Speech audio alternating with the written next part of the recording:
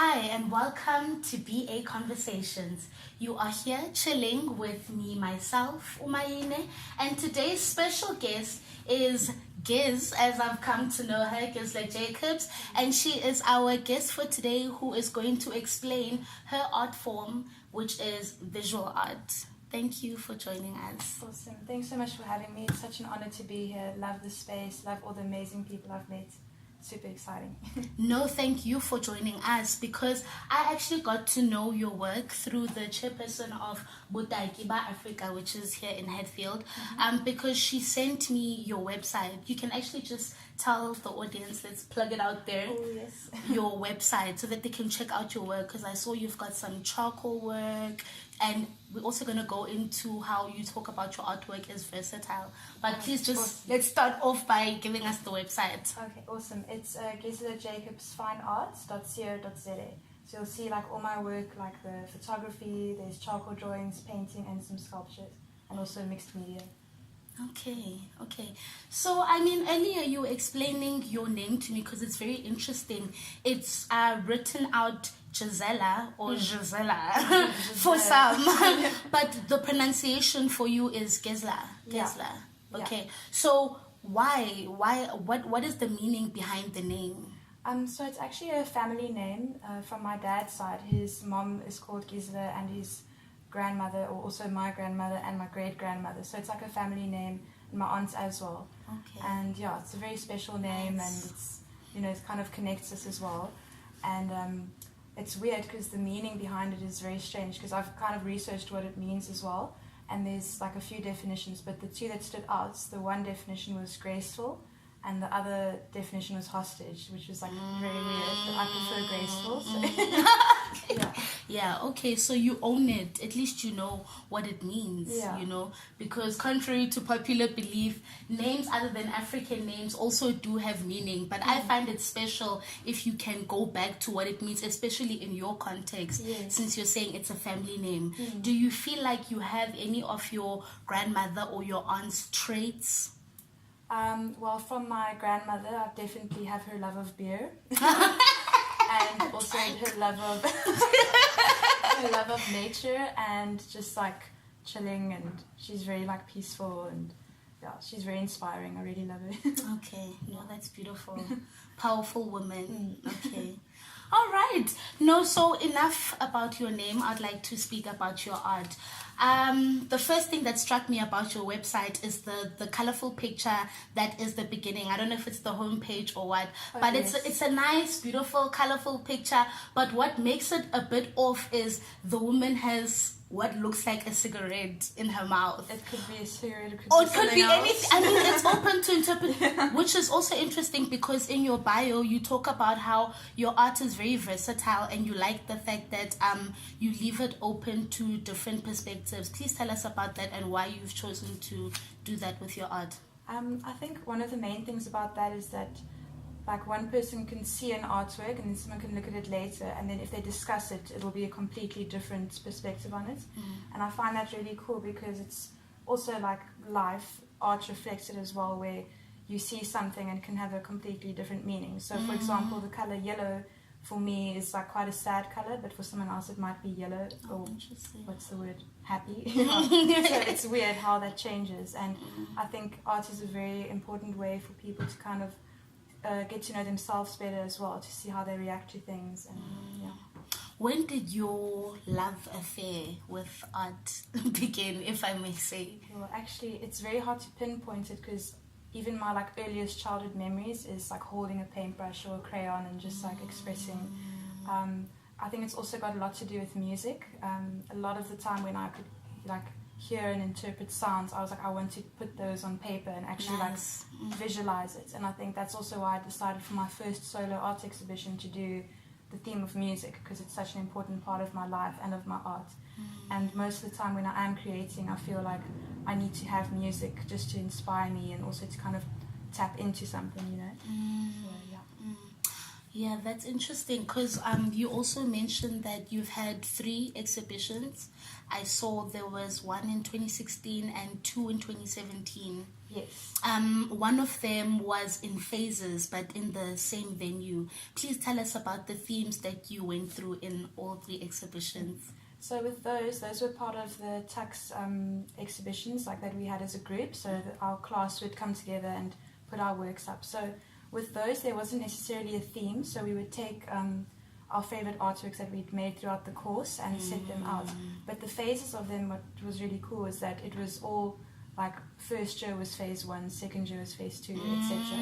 And that was really cool because we could see the growth in our artwork, and that made it way more exciting because it wasn't just like one collection of artworks. It was seeing all these different artists and how their work has grown and developed. And when you look back at them all, it's incredible to see the growth that has taken place. I can imagine. So Wow. that was awesome.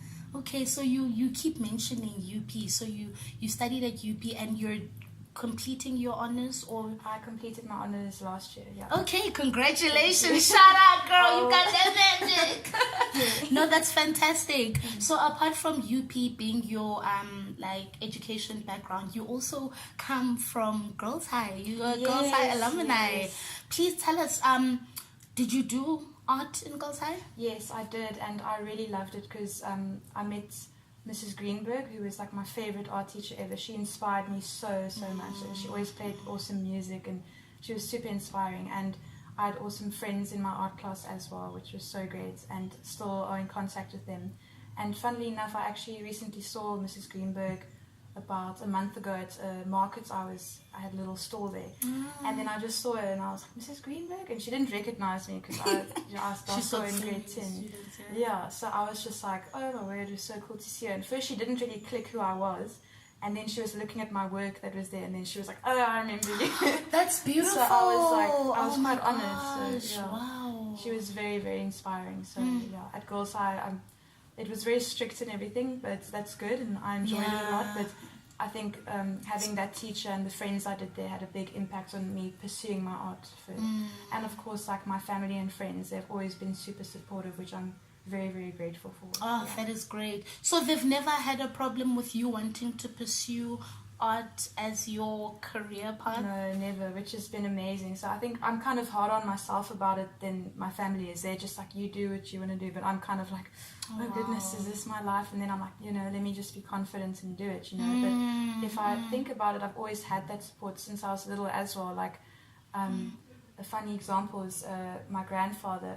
He's also a big influence on the whole like music side because he taught me piano and all that. So I'm actually in my upcoming exhibition, there's an artwork dedicated to him of when he used to teach me piano. And he also encouraged my arts because I remember I was busy painting and he came in with a little glass of wine and a little beret, like those little French hats, and he put it on me. He's like, there, now you're an artist. And I was like, this is cool. And I was like, ooh, yuck, that's wine, but okay. But yeah, that so is it's always lit. funny little stories of how my family and friends have been, just making it fun and encouraging. The greatest memories. Yeah, it's so important to have that support. Yeah. So you say when he was teaching you how to play the piano, what other instruments do you know how to play? Or is that what you ventured into only for now? So I did piano, like the only music instruments I did, but I have like dabbled in guitar, not very well. My boyfriend's been teaching me a bit, but I don't know, it's so different because piano is here and it's like, you can see, but then guitar, it's like, yep. It's amazing, it's really fun. I just like, it's fun. And those strings also need strength, right? Yeah, for your fingertips. Yeah, because my nails are like, Like music is a recurring theme in everything that you're telling me. Can you give me some of your musical inspirations and some of your artwork? So I'd say, what I did for my 4th year work last year, I did a series of abstract paintings, and with all of those, I was listening to different music, and when I looked at them, I could almost like identify which song I had listened to, because I didn't make notes of it, but as I was looking at it, I was like, oh, I remember those little drums there, I was doing those paint splats, or that like saxophone sound, I did this long brush stroke, so it's really fun to do that. And also I sometimes like to kind of paint the stories behind songs. Okay. So there's this one band, I think they're called Renaissance, and they've got this song called Gypsy Queen or something like that. And Ocean Gypsy, sorry. Ocean I Gypsy. did a painting of what I visualized when I listened to that song. So I enjoy doing things like that, kind of painting the stories behind the music. Yeah. No, that's beautiful. Okay. And what are your art inspirations? There's quite a few, but I think the ones that stand out for me are Gerard Sikota. I absolutely love his work because he also looks at music in his work, and it's got such an ambience, his work. It's so powerful. And also MC Escher. It's like very trippy, like beautiful, almost like mathematical artworks. Okay. And the other one, I can't forget his name. He's my favorite. Goodness, I'll remember later. It will come to you. Van Gogh is amazing. Okay. I can't remember his name. I'll remember it later, then I'll put it in. No, but it's so amazing how we are inspired by art and how it inspires us to pursue our own art form. How do you think you pay it forward in your art? Like, how do you think you inspire the next mini you who's trying to get into this art thing but is not really sure? I think it's in a variety of ways because, for example, I'm giving like art classes, and I must say, like, especially like the smaller kids, a lot of them are very like scared at first that they're going to make a mistake or they're not going to do the art right, because I think a lot of the time in schools it's like everything's in a certain formula, but sometimes you can get to the answer by doing a different formula. So I think what's really encouraging is seeing how a lot of the kids that were very scared and like they would draw very carefully, now they get there and they're like, yes, I'm going to do this, and they really express themselves. So that's really awesome to see that. So I'm glad I can be part of inspiring that more like courage when it comes to creating, because I also used to sometimes be very timid about putting paint to canvas and just doing it. I think also what I feel I can kind of pay it forward is when someone sees an artwork and they say they can relate to it, it helps them kind of remember something, or it reminds them of a time in their life. And that's quite cool, because there's been a few times where friends have been like, this painting reminds me of how I felt after this happened or after that happened. So that's quite cool as well. That's really dope. No, thank you so much for joining us today. I thoroughly enjoyed as well getting to know you. Are you on the socials? Where can we catch you? I've got Instagram, so there I post like my artwork, pictures, me and my friends and my lovely doggy, and it's Gisela _Jacobs 7. Yeah. 7, guys. Yeah, love the number 7. Yes. Okay. Are you on Twitter, Facebook? I'm not on Twitter. I know this is embarrassing, but I don't really know what Twitter is. Like, always hear about it, and I know it's like writing, but I'm always like, and I've seen tweets, but no, it's okay. It's okay. You're not missing out that much. It's fine.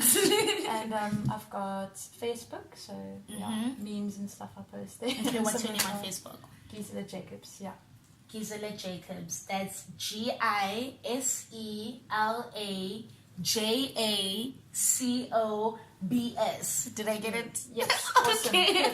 All right. Okay. No, thank you so much for joining us, guys. Please make sure to check out her work on Instagram, Facebook, and her website. Most importantly, you'll find it broken down really nicely, and the website is very user-friendly for those that are like me who are not technologically advanced. Yes. Thank you so much. And where can we catch you, actually? Because a little birdie told me you're going to be exhibiting in this space that we're in right now. Yes, that's going to be next month on the 19th of April at Botaki, Afrika.